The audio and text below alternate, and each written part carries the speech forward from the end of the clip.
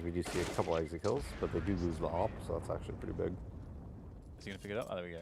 And when you take the site and you have 5 people alive, and to take the site you only used 1 smoke, it's just an impossible retake when they have that much utility. It's impossible. Yeah, especially on that bomb site. Yeah, because what, you just smoke out CT spawn. I mean, it's like the biggest choke point, right? That kind of makes everything happen too. Well, it's big round time for GODSENT. That flashbang though, free kill for Rain. He's charging in to get the second one, and that does not bode well. I mean, what do you do?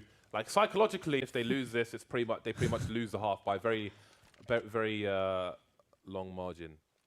They have to win this round and in the numbers, otherwise the pressure only continues from FaZe.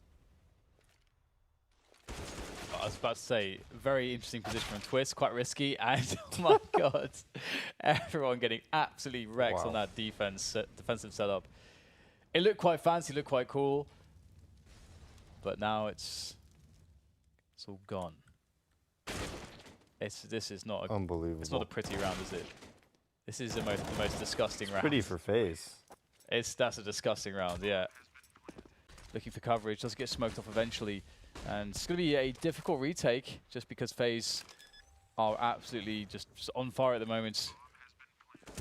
Necro will find his way around. Necro, he's been the hope. Him and Disco Dot Plan have been the hope here for GODSENT in some of these rounds. Going even again, 2 versus 2. Necro trying to wrap his way around. He's lost his teammate. He's alone now. Still has that deagle as well. Should he run out of bullets? And he has only 6 now. Might look for the switch. There it is. And there's the dink as well, but it hit the container first. Oh my god, that's absolutely disgusting. Oh man, it didn't even... Workable.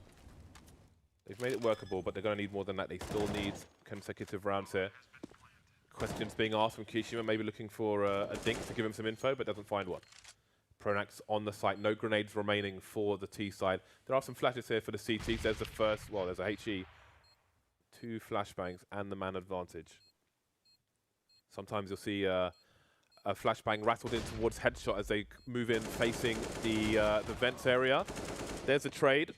Now it's down to the one-on-one. Doplan has the angle. The bomb is planted for him. Nico knows that. Nico's got a kit. He's got a smoke as well. He's running towards the site, and Doplan smartly will face him before. Make the play this time around. Leaving the 3. And they know that Nico's in the door. They know that he's standing there, and that he'll likely stay there for the time being. So how can FaZe play off of Nico's position? How can Nico get himself any action? He's only got 19 points of health. Well, Carrigan is going to open things up a bit, make things a bit pressured, and that could be the moment indeed that Nico comes out to show himself, takes a trade against Lecro, and it's all working out fairly well if you consider where FaZe were, but it's one more frag to get to win the round. Disco Dot Plan spraying, can't quite connect anything. Alu just toying with him. The CZ are going for the knife, and their headshot made there to... Perhaps they just have problems with Sweets, playing against Sweets. Who knows?